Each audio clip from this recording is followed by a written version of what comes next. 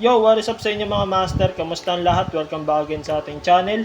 At sa video na to, gagawa natin ng review itong bagong bili natin na battery, which is itong OD gel battery na nabili natin sa Shopee na nagkakahalaga ng 600 pesos. By the way, ito yung specs niya, YTX 5L-BS.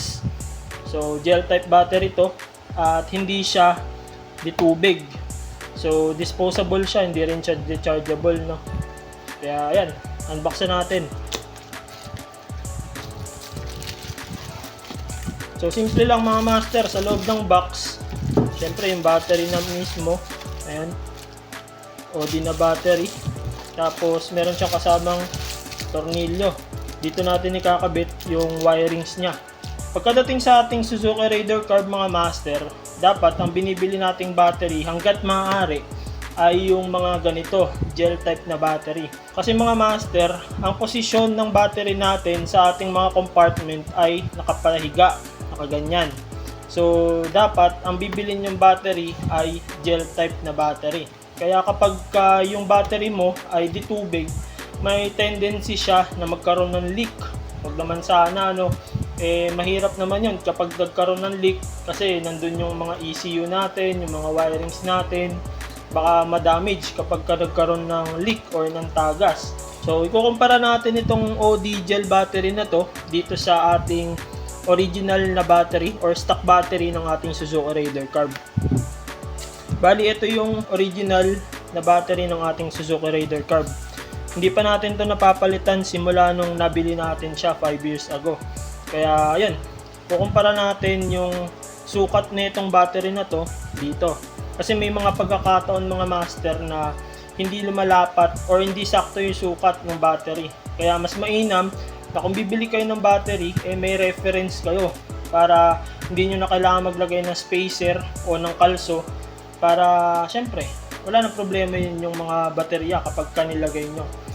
Bali, pagkadating sa kanilang height mga master, parehas lang sila ng taas. Ganon din mga master sa haba, no? Wala silang pinagkaiba. Parehas lang sila ng haba. At ganon din mismo ng pinakakapal niya. Parehas lang sila. Kaya fit na fit ito kapag nilagay na natin doon sa pinakalalagyanan ng battery. Para matanggal natin yung battery natin, kailangan muna natin tanggalin itong lock niya na goma. Yan. Tapos, madali lang naman ito eh. Yung dalawang tornilyo na yan, kailangan nating tanggalin para mahugot natin yung pinaka wirings niya na negative at positive gamit na itong screwdriver. By the way mga master, itong battery na to, ito yung stock battery na itong Raider natin. So after 5 years, ngayon lang siya mapapalitan dahil yun nga, medyo mahina na yung kanyang battery. Hindi pa naman siya totally dead bat, pero kailangan na niyang palitan. Siyempre, antayin pa ba natin na maubusan tayo ng baterya at masimutan ng baterya bago tayo tuluyang magpalit. Pasensya na mga master kung medyo madumi yung lalagyanan ng ating baterya. Pero anyway, kakabitan natin yung bago nating battery. So, yan.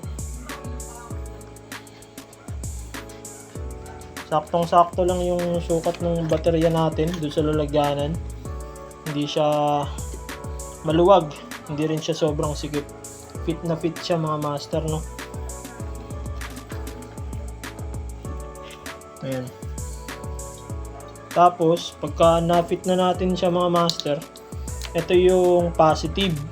Ito naman yung negative. Dito sa positive, ang ikakabit natin ay yung kulay red na wire. Dito naman sa negative, syempre, yung pinaka-black. Kung mapapansin nyo kanina, yung mga tornilyo na yan, dapat ilagay natin itong bagay na to dito sa pinakaloob niya.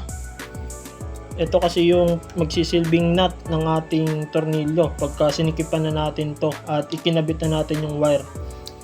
So kabitan muna natin matapos na itong mabilisan natin na content.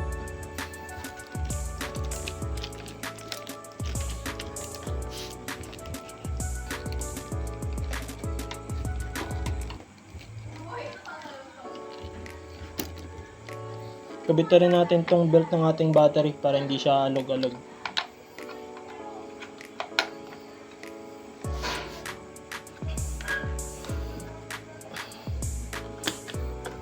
Alright.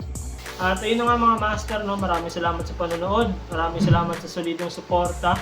At pagpasensyahan nyo na rin pala kung matagal-tagal tayo hindi nakapag-upload dahil may pinagdaanan lang kami nitong mga nagdaang linggo. Pero anyway, naka-recover naman na kami kahit papano. At yun, tuloy-tuloy lang tayo sa buhay. Yun lang mga master, ingat sa lahat, enjoy the ride, ride safe, peace yo. Alright.